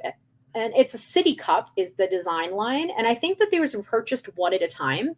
So there's different cities. So I only got 3 of them. I have London, Paris, and Copenhagen. And they sell for like $30 to $50 a piece. There are a couple of cities that sell for even more than that, but I didn't get any of those. So these, I paid maybe like $1 a piece for them at the bins. They're a thin type of porcelain china, so I'm shocked that they were not smashed at the bins. Yeah, it's impressive. They're in good shape. They were probably on display. They don't have any type of wear, scratches, chips, crazing, or anything like that. So for $1 a piece into $30 to $50 a piece, I'll take that all day long, right? So real quick, Gail says, so predicting the supply chain will be messed up for Christmas. What kind of things are you getting or recommending to get to capitalize on that? Here's the thing. Supply chains are crazy all over the place. I went and got my hair cut the other day, and I needed some new thing of the hair stuff I use, like the Paul Mitchell stuff. And I got his last one, and he said, I'm pretty sure it's the last one in the whole city, because he can't even like order them by the case like he used to because of the supply chain. So there isn't even like any specific thing I don't think that is like backed up. I think there's going to be issues with just about everything, but I would guess like probably toys for sure. If you have a way of getting toys. Here's the thing. Katy and I don't sell the type of things that are huge sellers that will probably be affected by the supply chain, because she sells specifically vintage men's streetwear, mostly t-shirts. That's not something that's going to be affected by the supply chain. Because I sell mostly vintage women's clothing and vintage household goods, that's not going to be affected by the supply chain. So for her and I, it's not going to affect what we sell or what we source at all.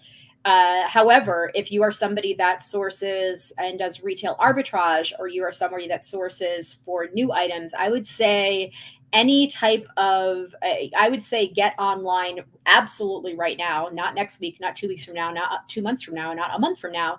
Get online right now and see what the popular trending toys are right now. Start looking through blogs, start looking through trending sales on Amazon and things like that. There are ways to look these things up. There are also YouTubers that talk about these types of things. We are not them. But there are people that talk about trending sales.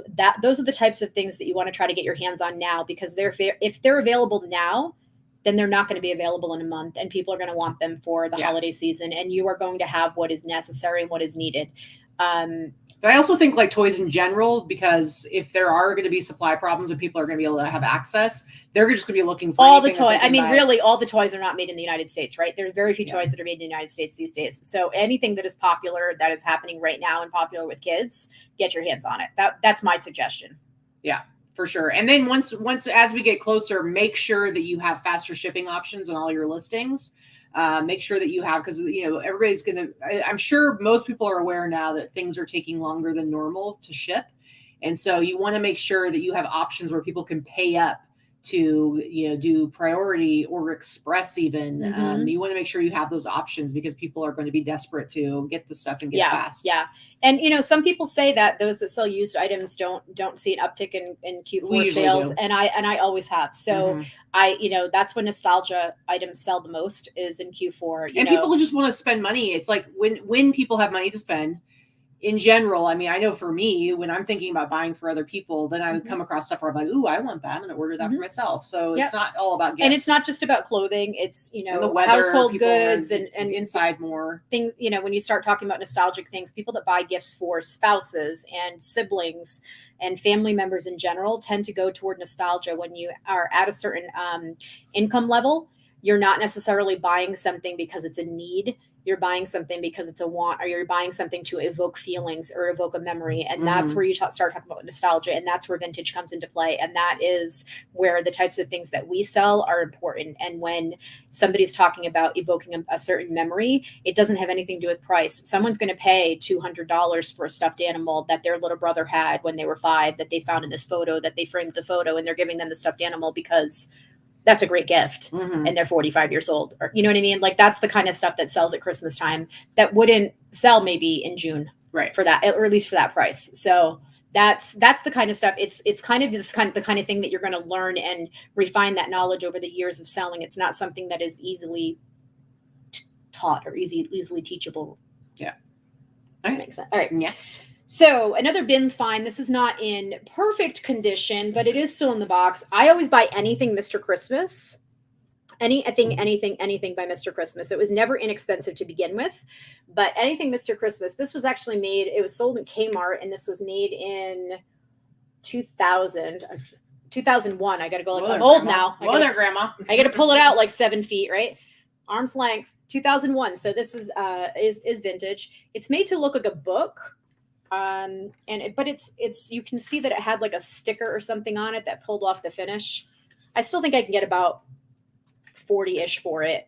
They charged me $25 because they thought it was a book. It's not a book. If you open it up inside, though, it's in perfect condition. We did test it, put a battery in it. It plays Irving Berlin's White Christmas, and this little little thing here has the lyrics printed here. It's animated. It kind of moves. The sleigh moves. The little the snowball really looks like freaking loud, like so it rolls. Like, but it works. I can still probably get about $40 for it. Yeah. Speaking of Christmas as well, this is not an Atlantic mold, but it is a vintage ceramic mold, and it's dated on the bottom in the 70s. Somebody signed it. They made it in ceramic class. This is definitely something my mom would have had around the house, or probably made herself. She was big into ceramics in the 70s. I think all moms were. Somehow this made it into the bins without a single chip or scratch. And this is in really nice shape. It's signed on the bottom to mom and dad. And it's heavy. It's a good size. I'll probably list this for at least $60. It's kind of heavy. It's pretty hefty. You can put some Christmas candy in there. You can put candy in. You can use it as a planter. I would definitely use the word planter in the title. Planter, candy, nut, bowl, all that stuff.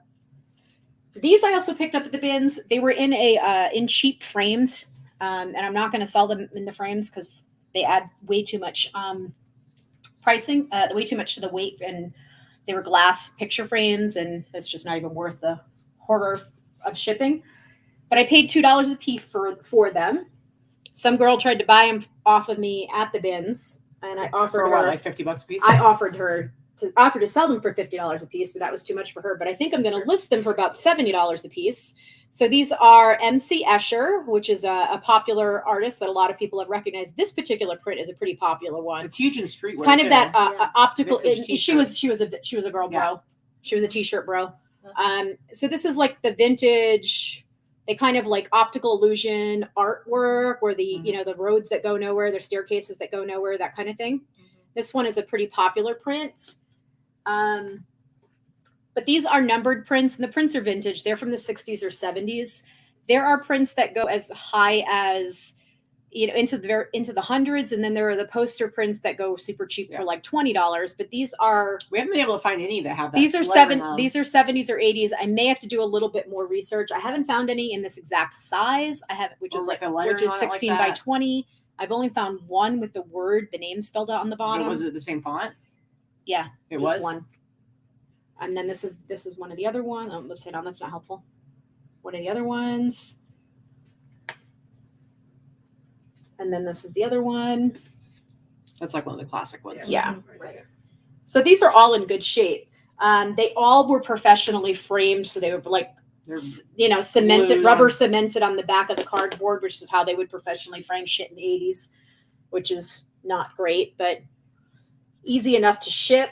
But I think I'll probably list them for 100 and sell them for anything over 50. But I just, I don't think they're the ones that are worth hundreds, but they're definitely worth at least over 50. I think they're in good. They're in nice shape. Mm-hmm. So that's what I picked up that were hard goods. I get a couple of other things, but nothing super exciting. And then I've got maybe 6 things that I'll show you that are soft lines, and then Katie can go. Let's see. Go ahead. I did grab this jacket. I like this jacket. Which is a very nice 1950s wool card coat. It is vintage. It is wool. It's in great shape. It has right here in the middle that it's a motor coat. It's a card coat. So it's vintage Hart, Schaffner and Marks, which is a really expensive high-end men's suit company and coat company. So it's like an early incarnation of that brand. I do not normally pick up that brand unless it's a full suit, but some of their sport coats or full suits, if they haven't been tailored, sell very well. But this is a really nice coat. It has a couple of tiny moth holes in the back, and it has a repair that I need to have done on the the kick pleat in the back. I don't think it's called the kick pleat in a men's coat, but you know what I'm trying to say. It's really nice. It's a gray with a big window pane pattern on it. I think I'll list it for probably like 100, 150 each. 150 with best offer. And that was a bins find. Everything here is from the bins, actually. This is a vintage reversible shirt jacket. Ooh, fancy. So this is in a really, really nice suede on one side, and the other side is like a soft nubuck leather, like the top of the line leather. You know, the kind that if you scratch with your fingernail it leaves a mark. That's like nubuck leather. That means it's top grain leather. It hasn't been treated, and it's the first layer of leather off of the animal, not the second layer, which is the hardier layer that most people use. And the brand, I'm trying to find the pocket, sorry.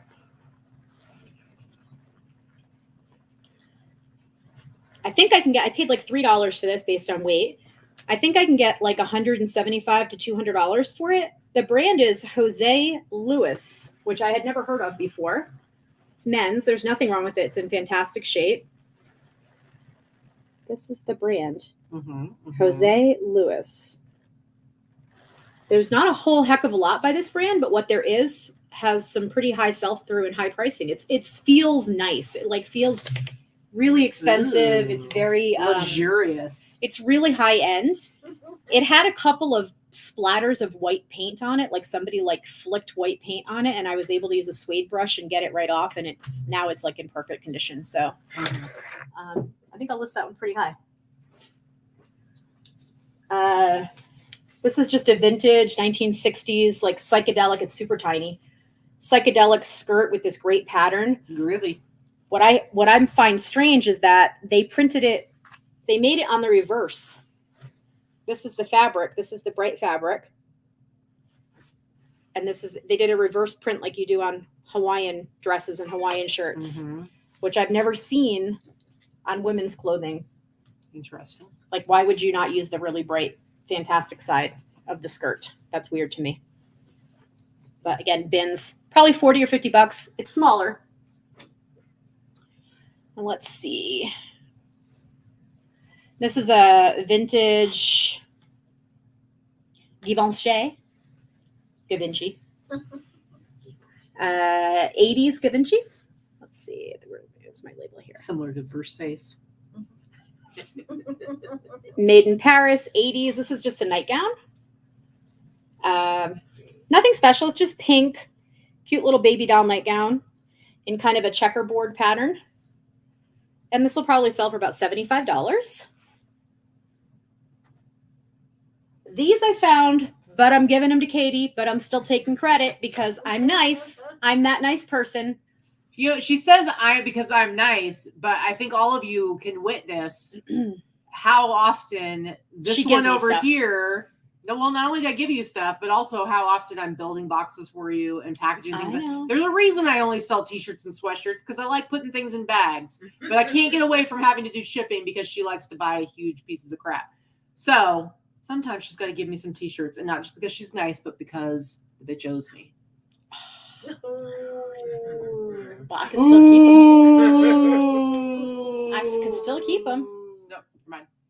All right, almost vintage. This is dated 2004. Long sleeve National Brotherhood of Skiers. We all know how Katy likes her ski t-shirts. Right. And then what does it say on the side? Rosignol? Is that what it says? I don't even know. I can't even tell what it says. Lake Tahoe. Something Lake Tahoe. Oh, Heavenly Lake Tahoe. Heavenly is another brand of skis. Sorry. You can tell it's all old and faded and yellowed, which she'll make it perfect. Winter right. Carnival, Dare to Dream, Lake Tahoe. Almost vintage, not quite. Thank you. She's gonna yoink it. And then this one was the one that I kind of wanted to keep. This is vintage. This is vintage 80s on the Hanes tag.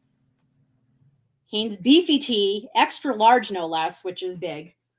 And it's a good sized extra large. This is a BMX racing, Swans Racing, long sleeve with this really cool long sleeves with these bright colors across the shoulders. Vintage 80s. So also giving to Katy. Thank you. So those are both bins finds. I think either one of those she should be able to sell for over $100. Yeah. All right. Couple more and then I'll go. Then you'll go back to your phone while I show some stuff. I'm literally going to show two more and then you can go. This next one is also bins find. I had a good bins week too. I didn't buy a ton, but I had a good bins week.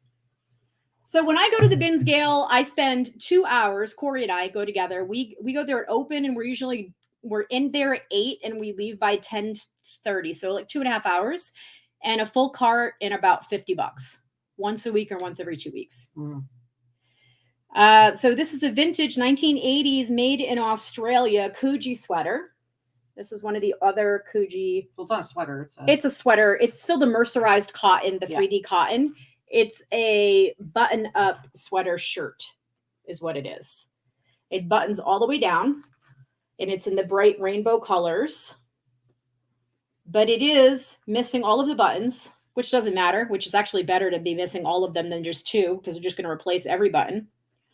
And it has a couple of holes that need to be sewed. But thankfully, I have the amazing Crystal, who's going to, you can see them kind of through the sun, through the light, right? Couple of the holes. I have the amazing Crystal who's going to do some sewing for me. So I think this will take a little bit of work. It'll probably be a $10 or $15 repair on this. Plus it cost me about $2 at the bins. And I think I can still sell it even with the repairs because it's a good size, because it's an amazing colorway, because it's vintage, because it's made in Australia, not made in China. I still think I can get a good $200 to $250 out of it easily. Nice. Hey, Callie. What's up, Callie? And it's also got like really cool, like it's also, I can put like rainbow colors. Like it's really cool. Mm-hmm. So there's that.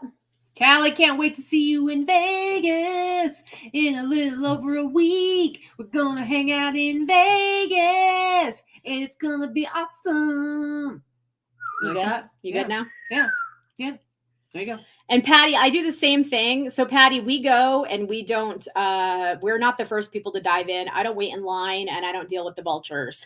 I let them go and literally do this with all the t-shirts, try to find the t-shirts. And then I scoop up all this shit after they're gone. So that Coogee shirt was sitting there for half an hour after opening when Corey and I first walked in, and I still scooped that. So they looked right over it. Mm-hmm. Mm-hmm. Thrift to you, I will show close up what we're talking about when we talk about single stitch when I go to my haul. So and yeah, there are a lot of people that think they're professionals that go to our bins, but I guarantee you that I probably know more than all of them combined. So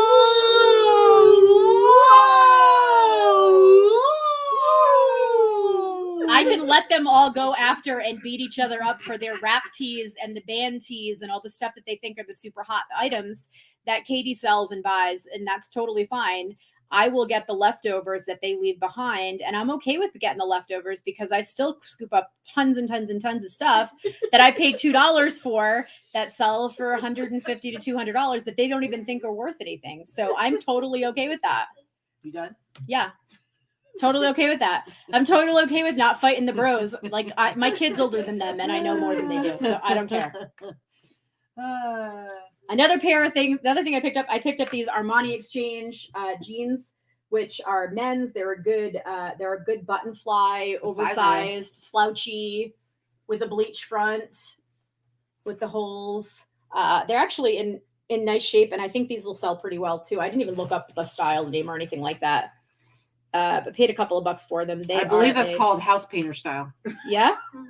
Mm-hmm. They're a 30 handyman. They are a 33 short. I don't think they will fit you, honey. No, they're too wide legs. I don't like the wide. And that's all I'm going to show today. Oh, are you done? Yeah, they do. They have them at ours. They're at every Goodwill. There are definitely people that stay there all day, for sure. We have people that stay all day too. Yeah. There's people that stay. I don't have the time to do that. I can fill a cart in 2 hours and get out. I'm cool with that. Mm-hmm, mm-hmm. All right. Okay, so I'm going to show something really awesome that I scored this week, and I'm pretty excited about it. Okay. Kimberly, borderline hoarderish. Tell it like it is. So check out this long sleeve.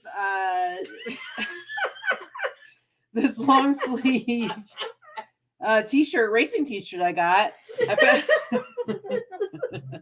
You're such a jerk. That's courtesy of Mel. Yeah. She's got all the good ideas. Anyway, I went to yesterday's fits, but Jesse actually wasn't there, so I just shopped the racks and got a few things. They actually went to Mexico, but he'll be back this week. I need to go back in there, and hopefully they've got some more stuff. But I basically just went through their plastic hangers, which is all their stuff that's like the low price stuff. And so anything that's $20 I get for $15, and then the $5, $10 stuff I pay full price for. So I think I spent like $250. That's it, which is like the least amount I've spent there in like forever. So I just got a bunch of like random stuff. So here's this is a Minnesota Twins baseball tank top with Taz on it. These are I'll show you yet. No, they're not. I'll show you. Although Jesse does wash some stuff before he does wash stuff. I don't think this is washed though. I don't think some of the cheap stuff he doesn't. So like I'll show you a few of the things like the stitching. So when we say single stitch, it means that there's one stitch across the bottom. So you can see this is just one stitch going all the way around in the hem.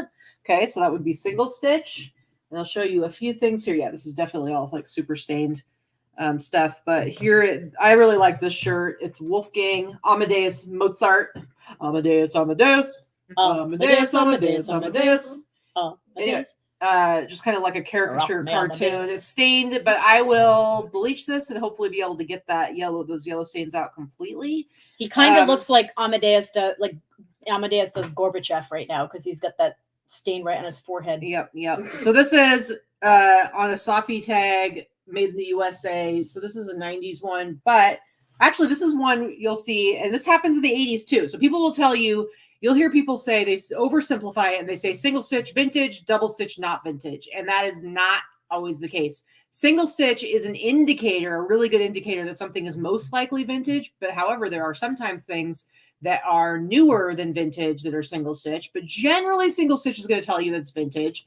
But you'll see double stitch stuff on things from the 80s. So it's not a hard, fast rule. However, how's that clear? It's not clear. Clear as mud. But when you find something that's single stitch, it is a better indication that it is vintage. I will say that. But you'll find stuff from the 90s and the 80s where it'll be single stitch on the sleeve. So let's see. I'm trying to see if I can see this. So you can see the stitching right there on the sleeve. It is a single stitch going down.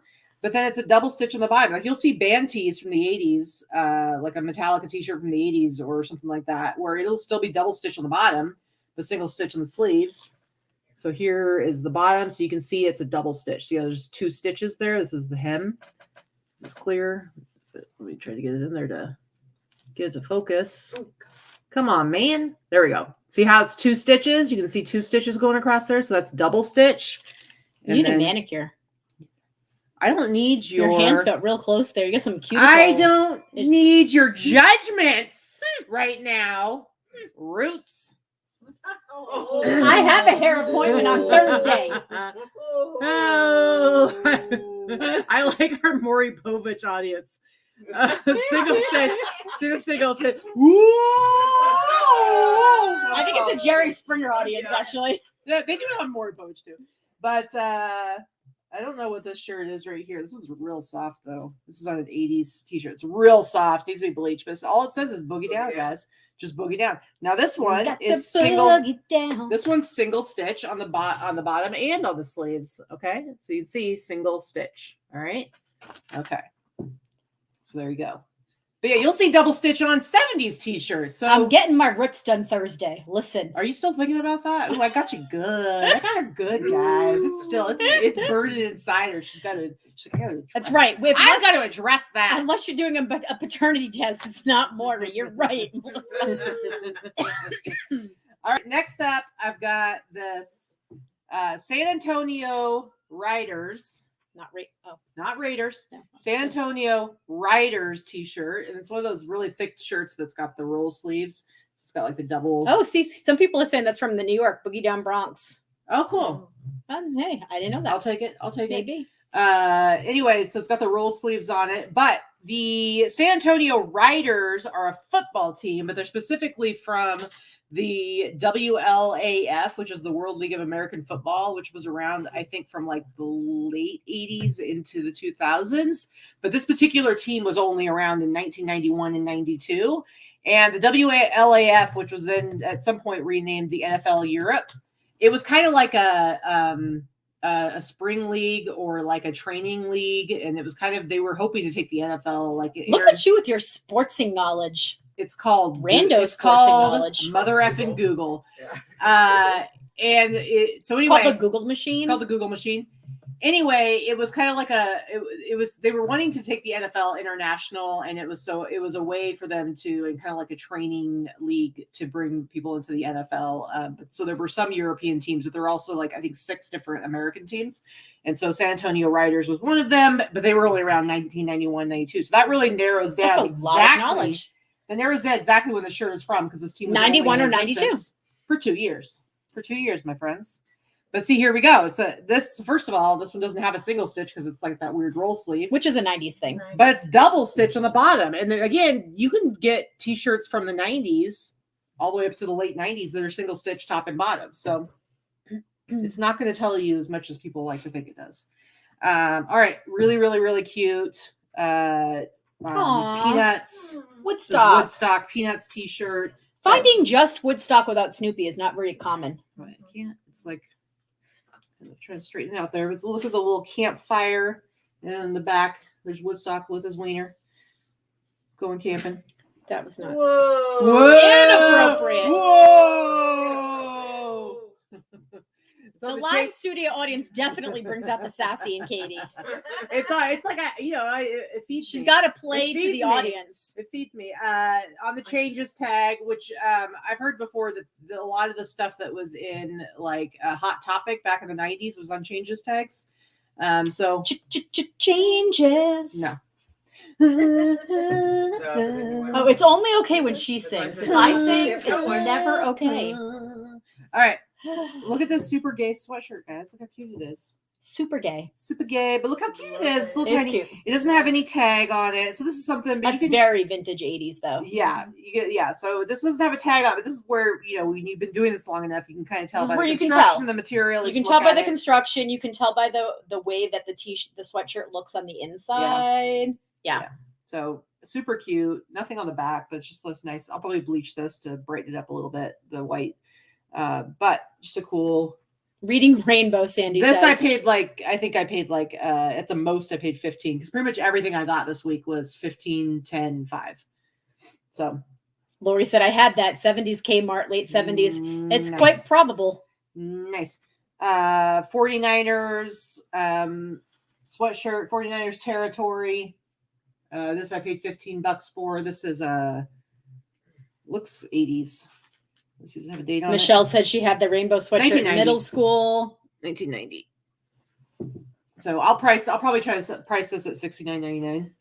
Nice. Allison's favorite price point. I said nice. Yes. A sweet Billabong t-shirt. I think this one I paid like $10 for. That's a Deb Look at those. t-shirt. Yeah. Cute. Look at those colors. I know. Look at those colors. Looking good. Looking good. Again, I'll show you that single stitch. Single dingle. Single dingle. So this one is single stitch on top and bottom.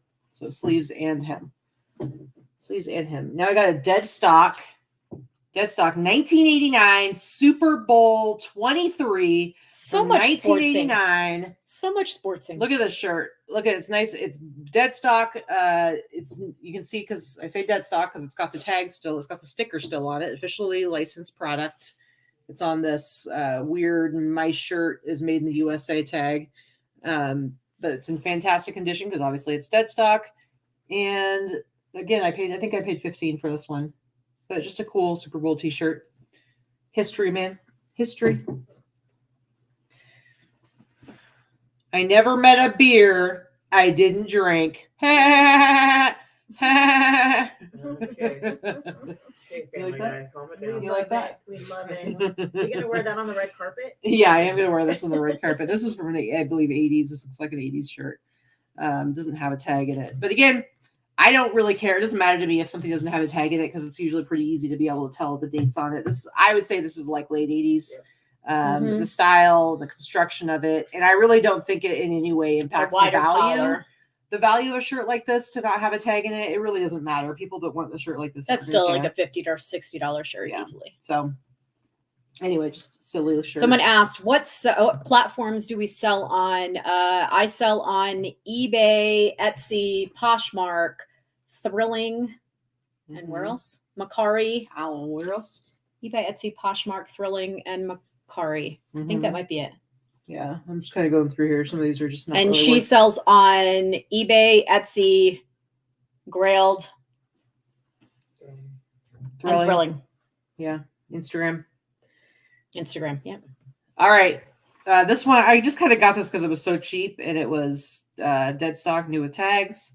But this is a Wells Fargo T-shirt, which whenever I think of Wells Fargo, I think of the Wells Fargo wagon is coming down. What movie is that from?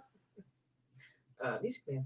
No, Romy and Michelle. Like, remember how? I'm just thinking because Okay. Romy sing it, Sorry, or Michelle sings it. I'm sorry. I'm old. The way she says, she goes, "Kind."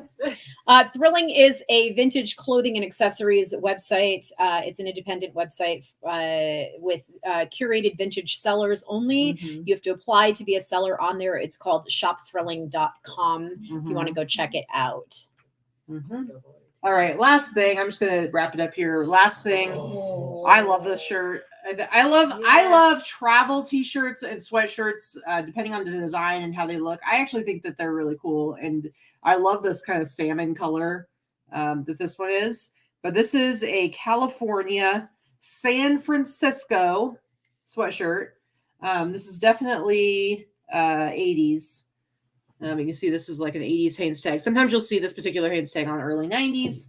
But I would say this is definitely 80s. Doesn't have a date on it anywhere. It's a nice sweatshirt. You can tell by Nice the color. design and construction. Nice fading. San Francisco, and then it's got the spell out on the sleeve that says California. See, I can pick things for Deb. I think I could. Mel would wear Yeah. that. That's me for sure. Yeah, Steal this is that just. on my pile. What See, size is we're that? at this point What now. I can size pick is your that? clothing for you. It's a large, but it's like an 80s large, which means it's a small. Yeah. So. Thank you. She's like, thank you. No, I don't need to buy it. Anyway, that's the last of my stuff. I'm excited because I'll probably go hit Yesterday's Fit sometime this week, but I'm excited because this Sunday, the day before we really get totally into all of the remix stuff, This Sunday is ThriftCon in Vegas. ThriftCon's finally coming to Vegas. Of course, it's got to happen like just before things are going to get crazy. But ThriftCon is like this huge, consider it like a traveling flea market for vintage and streetwear stuff. And so it's basically like it started, I think it started in Colorado, but they go. I'm pretty sure Katy would have a booth if this. I probably would. If this were not our reseller event, the same exact. Yeah, because I just don't have time. She had no time to do it. I might do, but I don't know. I may not either because it's also a lot of work, and you'd have to pull all this stuff off your platforms and stuff. But anyway, Barry Afro Vintage, who is also going to be speaking at the Remix, he is going to have a booth there on Sunday. Yesterday's Fitz will have a booth there on Sunday. I'm sure I'll probably know some other people that have booths there. But I'm going, I paid extra for my ticket so I can go in an hour early. So I'll be going there at 9 a.m. And I'm hoping I can at least find some stuff and not everything's too overpriced.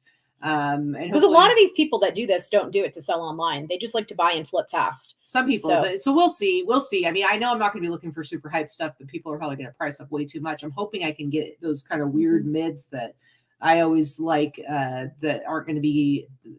Other people aren't going to be necessarily clamoring. No idea what the prices are like, Gail. We've never been to one. So. I know that these guys have been, and the prices were not great. But the thing is it really depends on who the vendors are. It's not like I guarantee you that Barry will probably have $10 stuff and $5 stuff. It'll also have price stuff. There were $5 and $10 bins there. Yeah, I mean there were. So it really just depends. Every city's going to be different. Every city's going to be a different collection of sellers. Who knows? I do tend to pay up for stuff, so I'm hoping I'll be able to find some stuff that it's going to be worth me picking up. She's way spendier than me. I'm not going to be there because I'm going to be. Yeah, so we'll see. Whatever. I think it'll be fun no matter what. I'm going to be enjoying checking it out, but that's going to be this next Sunday. Again, guys, this is the last day. You only have like 8 hours left, just under 8 hours left to buy your ticket to the Boss Reseller Remix. If you still are thinking maybe you want to go, I'm telling you, if you're even thinking you might want to go, just get your ticket because otherwise you're going to be regretting it and having major FOMO and wishing that you were here. It's going to be an amazing event. eBay's sending 7 people now. We've got a bunch of great vendors, a bunch of great sponsors, a lot of awesome people. I think our prizes, the prizes are up on the website. Great prizes. With the amount of people that are coming and the amount of high-end expensive prizes that are available for raffle, which, by the way, the raffles are free. You actually just have to be there. You've got a very good chance of going home with a great prize. Yeah. Plus the fantastic swag bags that you get just for going. Yeah, we got so much cool stuff. We're gonna be putting those together later this week. So it's gonna be we have a lot of busy work to do this week. All the details are taken care of, but we have a lot of busy work. We gotta put stickers on notebooks. We gotta fill all the swag bags. You should see our living room right now. We have a lot of cases of stuff stacked to the ceiling. We're just waiting for the t-shirts to come in here in the next couple of days, and then we will finally have all the stuff. But geez, it is crazy. Anyway, guys, we appreciate you coming and hanging out with us. Let's pan over to the peanut gallery one more time. Look at puppies. What's going on, puppies? Oh, we got all the puppies. Look at how cute they are. Our poor dogs are downstairs being real sad right now because they didn't get to be a part of the party. But they're not as quiet. Yeah. But thanks, guys, for hanging out with us. And thank you, Deb and Mel, for being in our live studio audience. I'm sorry you didn't get your wish of us canceling the show, but, you can't always get what you want. They hate me right now. And we're so excited for those of you guys that we are going to be seeing again or meeting for the first time next week. We can't wait to see you. Everybody drive safely, fly safely, and get ready. Get ready for a good time. Yeah. Get ready. Are you ready for some football? I'm sorry. Are you ready for the remix? And most importantly, buy your ticket. You buy your ticket, everybody. Bye. Bye. Bye. Bye. Bye. Bye. Bye. Bye.